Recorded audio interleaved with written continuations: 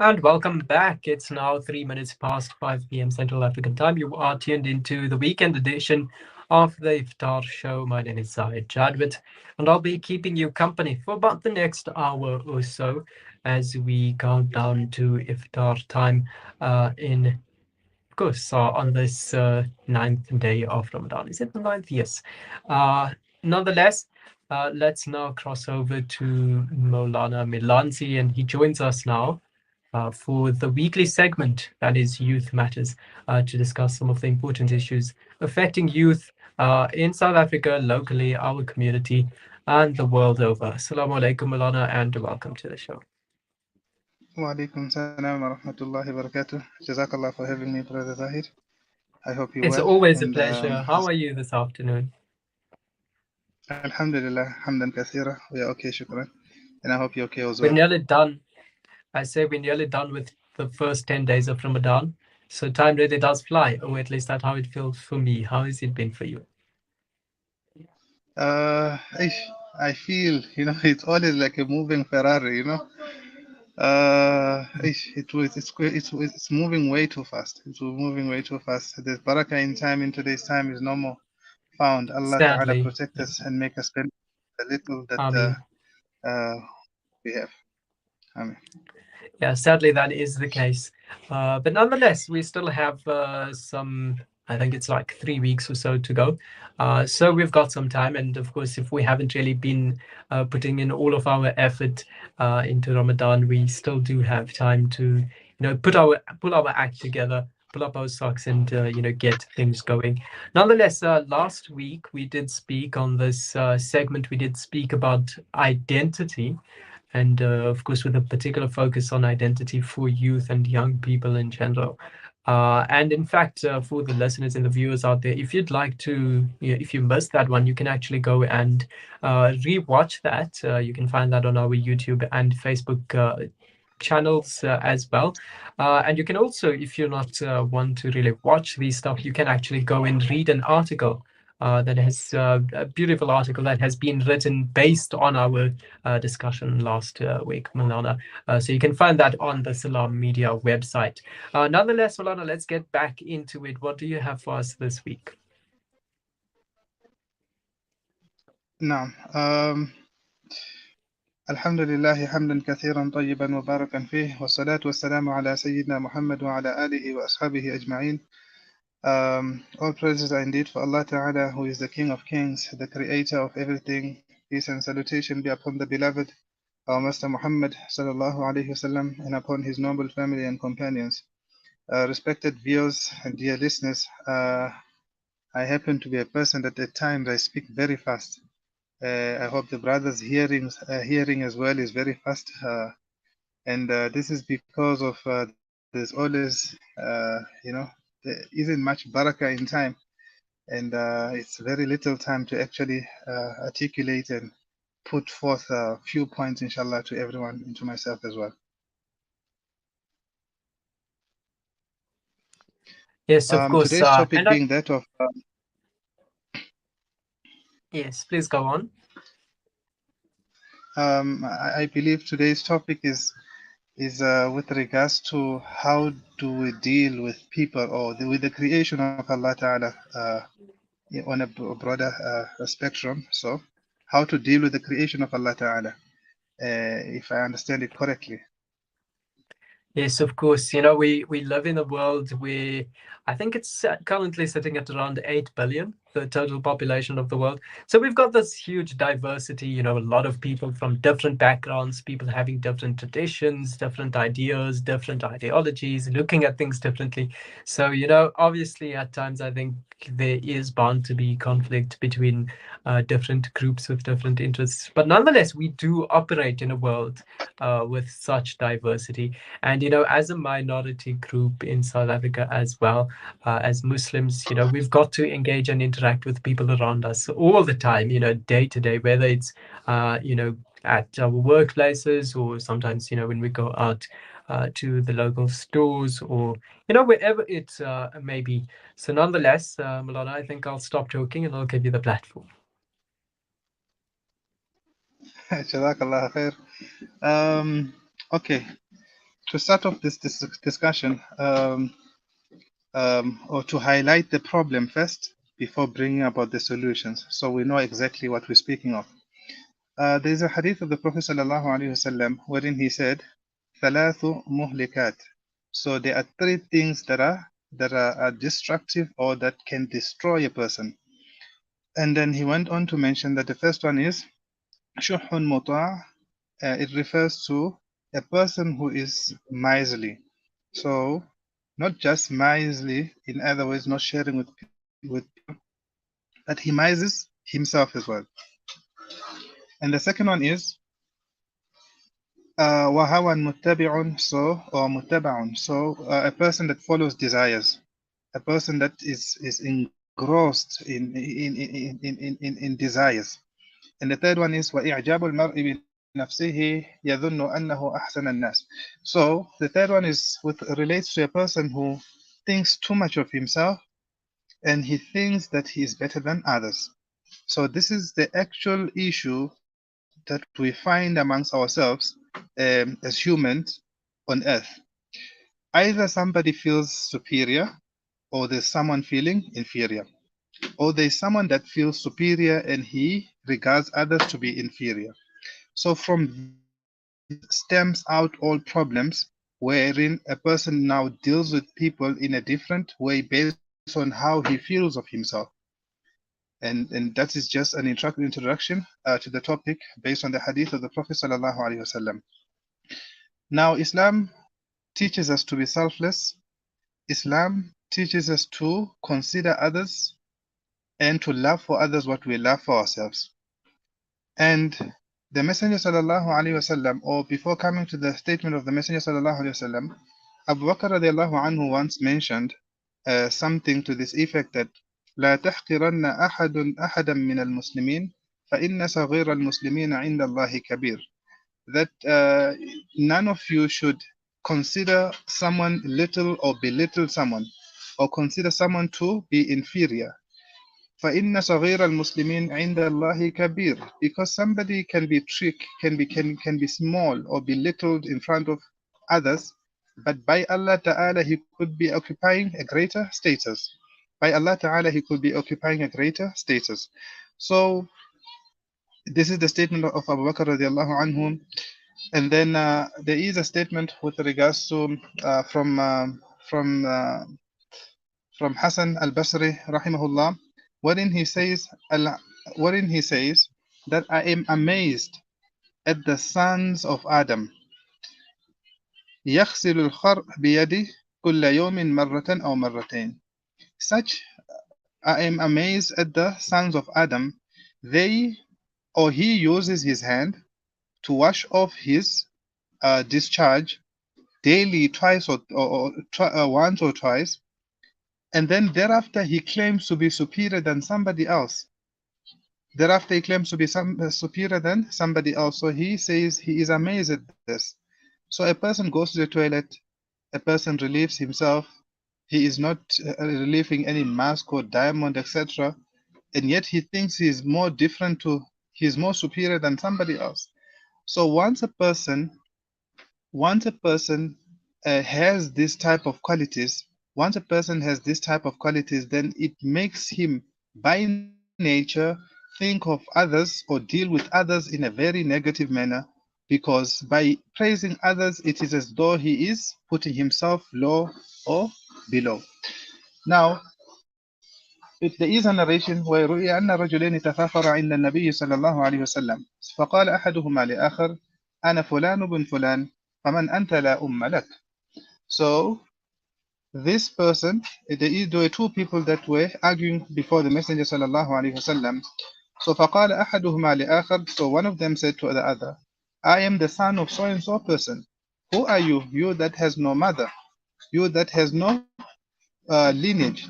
In other words, you are nobody, and I am somebody. I am born of such a family. My surnames are these. I am from such a lineage. My father was a mufti. My grandfather was a doctor, etc. So all these, these people were literally arguing, and one of them said to the other exactly as said. So then the Messenger sallallahu alaihi wasallam related to the Sahaba an incident that افتخر رجلان عند موسى عليه السلام, that two people were arguing before the presence of Musa عليه السلام. So فقال أحدهما, so the one of them said to the other, أنا فلان بن فلان حتى عد 9. So he mentioned that I am the son of so and so. I am the son of Suleiman, who is the son of Luqman, who is the son of Ibrahim, who is the son of Musa, and until he mentioned just about a list of 9 names. And then Allah Ta'ala revealed to Musa alayhi salam to respond to this person by saying, so Allah Ta'ala فَأَوْحَى إِلَى مُوسَى فَأَوْحَى اللَّهُ إِلَى مُوسَى, Allah Ta'ala revealed or inspired Musa to say that قُلْ لِلَّذِي افتخر, that O Musa, tell that person who is boastful and bashful with regards to his lineage, that بَلِ التِّسْعَةُ مِنْ أَهْلِ النَّاسِ وَأَنْتَ عَاشِرُهُم, that inform this person that he is basically all the 9 names that he has mentioned, all of them are people that are in Jahannam or destined for Jahannam, and he is the 10th of them. He is the 10th of them. So this is to show us that no one must feel superior or think of themselves to be better than others. Allah Ta'ala has taught us in the Quran that يا أيها الناس إنا خلقناكم من ذكر وأنثى وجعلناكم شعوبا وقبائل لتعارفوا إن أكرمكم عند الله أتقاكم, that all people إنا خلقناكم من ذكر وأنثى, I have created you in pairs of male and female. وجعلناكم شعوبا وقبائل لتعارفوا, and I have created you from different tribes, different nations, for the sole purpose of recognizing each other. For the sole purpose of recognizing each other, giving each other our due status. So, giving each other our due status. This is how Allah Ta'ala describes it in the Quran. And there isn't anyone better except if he has taqwa. There is no criteria of judging somebody to be better than another except through taqwa, and no one can claim taqwa as long as he is still living in this world. So no one can claim taqwa as long as he is still living in this world. So this is what Allah Ta'ala is teaching us from the Quran, wherein people need to recognize and acknowledge each other. People need to see each other as equals but different. As different equals. Different, yes, but all equal in our own way, and no one should belittle another in any way. So I've just read in Ihya Ulumuddin, a book written by one of the classical books written by Imam Ghazali, and it comes in his book. So I read through, and there are certain things where Imam Ghazali has given as a way of how to deal with the creation of Allah Ta'ala, as a way of how to deal with the creation of Allah Subhanahu wa Ta'ala. So he began by saying that if a person, for instance, you are dealing with a person who is not Muslim, so you are a Muslim, you are dealing with a non-Muslim. You are a Muslim and you are dealing with a non-Muslim. How do you deal? So we know in our circles we have non-Muslim friends, non-Muslim colleagues, and associates, etc. So this is something that we cannot divert from dealing, or in other words, we cannot stay away from. It's something that we are dealing with on a day-to-day basis. So when you are dealing with a kafir, how should you think of a kafir? So Imam Ghazali writes that يمكن أن يسلم فيختم له بالإيمان or فيختم له بالإيمان. That think of this person that he is a non-Muslim today, but it can happen that in the near future he accepts Islam. And then Allah Ta'ala takes him away from this world in a state of Iman. وَأَنَا لَا أَدْرِي كَيْفَ اخْتِتَامَنِي.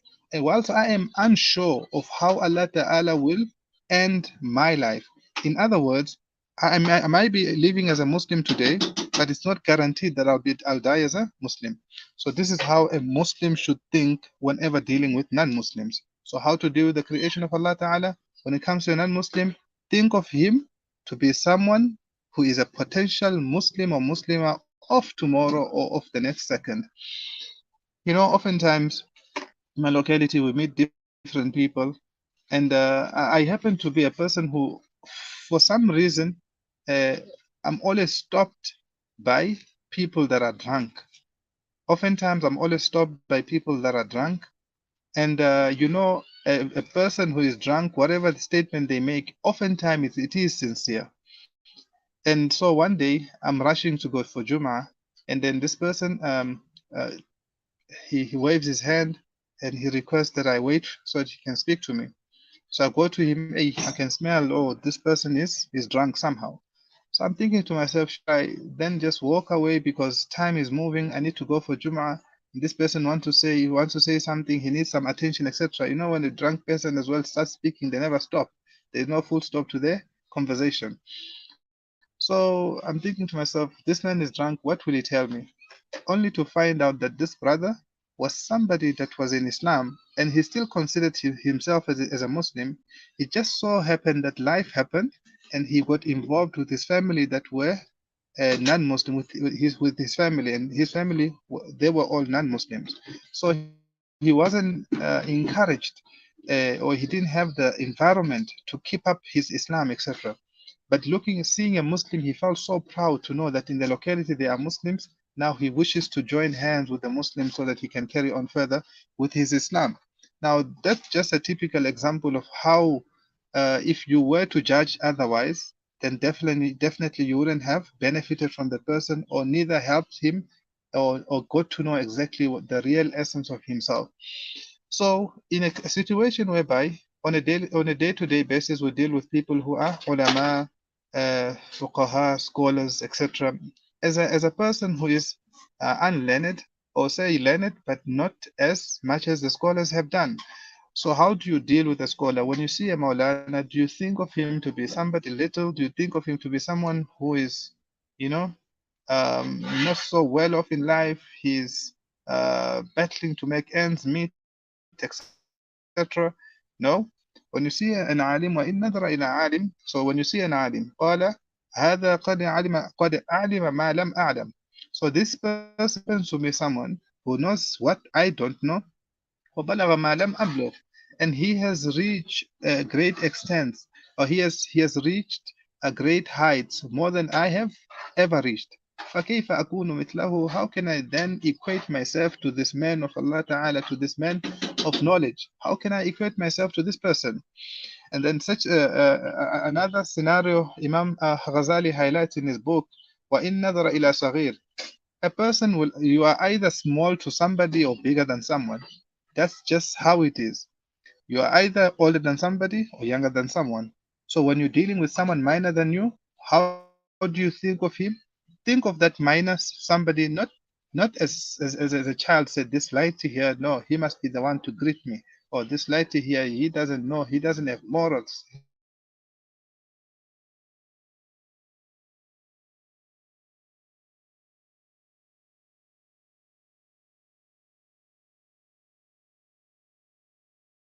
he doesn't have young. So when you're dealing with someone young, think of him as Okay. It seems that connection there with Malala Bilal Melanzi quite spotty at the moment. I'm sure we'll try to get a better connection with him so that he can continue with this discussion, this very important discussion pertaining to youth matters. And as he was speaking about how to deal with people around us. And I think we've got him back. Malala, can you hear me? yeah, I can hear you, sure. Okay. I We can hear lost you for a moment. So I think you can just continue.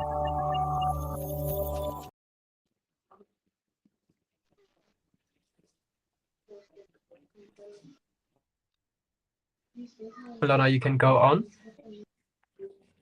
Okay, khair.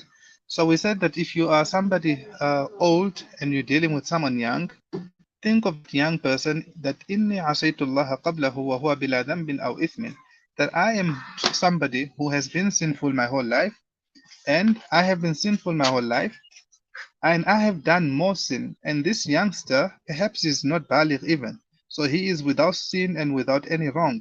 فَكَيْفَ أَكُونُ مِثْلَهُ? How can I equate myself to him, he that Allah Ta'ala hasn't appointed the angels to write any deed for. But I have reached bulugh and I am mature. Allah Ta'ala is dealing with me in a different level. Any action that I do, it's written, it's a sin. So therefore, think of a youngster to be someone who is free from sin, who is without sin, and think of yourself who is full of sin because your book of record is now open. And if you happen to be someone who is younger and you're dealing with somebody who is an adult, look at him as so Imam Ghazali writes, وَإِن نَظَرَ إِلَى كَبِيرٍ هُوَ أَكْبَرُ مِنْهُ سِنًّا. So if you're looking at someone who is older than you in age, then قال هذا قد أطاع الله قبلي يعني من قبلي فكيف أكون مثله. So this elderly person, he has been obeying Allah Ta'ala for many years than myself. In other words, he has achieved quite a lot more than I have achieved. He has obeyed Allah Ta'ala more, he has performed salahs more, that means he has got more rewards than myself. How can I think of myself to be better than him? How can I ever think of myself to be better than him? So that's a different approach as to how to deal with somebody who is older than yourself. And then in a case whereby you so think you are knowledgeable, and Allah Ta'ala make us all knowledgeable in a true sense of the word. So you know yourself, you are smart, you are intelligent. So you are seeing somebody who is not intelligent. How do you think of that person? How do you deal with such a person? Will you regard him as a fool, somebody who is illiterate, unlearned? Think of him to be someone inferior because he has no knowledge so whatsoever? No.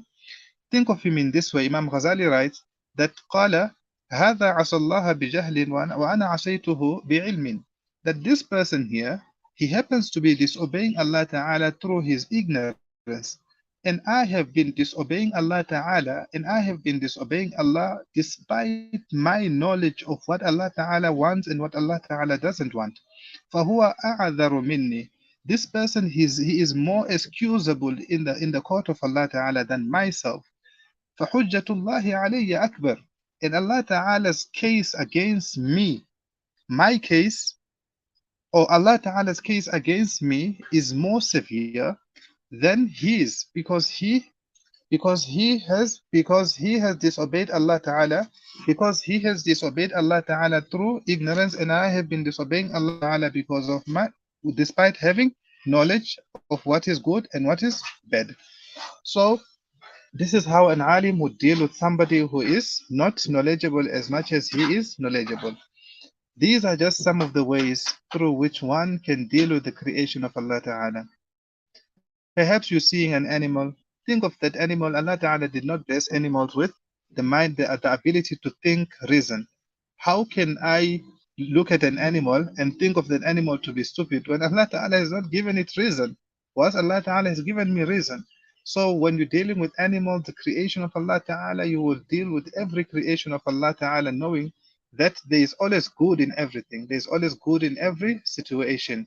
And these are just some of the points, inshallah, highlighted in the books of the fuqaha, of the scholars, of the ulama. May Allah Ta'ala make it such that we take full benefit from all this ulum, knowledge, from all these mawa'id, advices.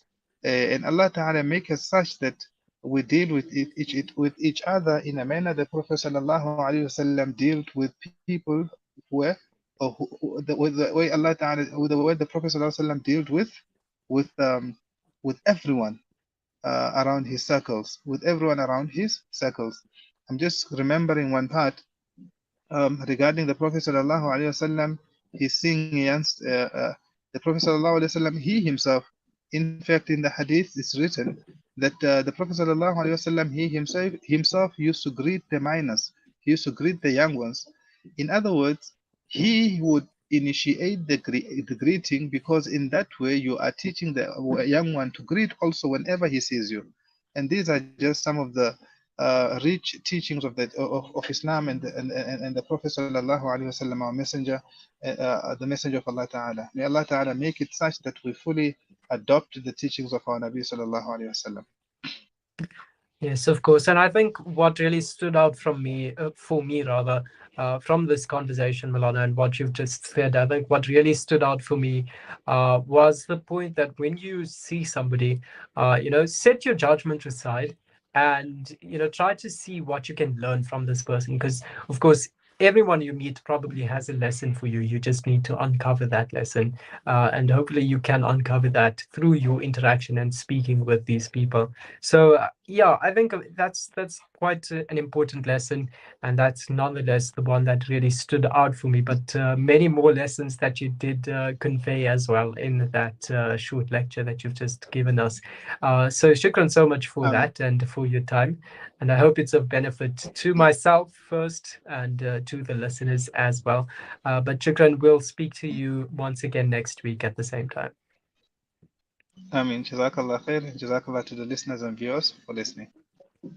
Wassalamu alaikum wa Assalamu alaikum. rahmatullahi wa barakatuh. Walaikum salam.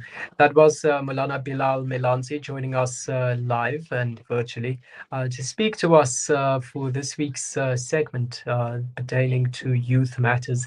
And of course, speaking to us about the very important aspects of our interactions and our daily engagements with different people from different backgrounds in various stages and phases of our lives, and how we should respond to that, how we should speak to people, how we interact with people, with that open mind of, hoping to learn something from everyone that we meet. That really was the point, for me that stood out. But nonetheless, many other important points being mentioned and made by Milana Milanzi during the course of that brief lecture that he offered us. And I think we're quite appreciative of him for spending time with us. And that brings us to now 30 minutes past 5 p.m. Central African time.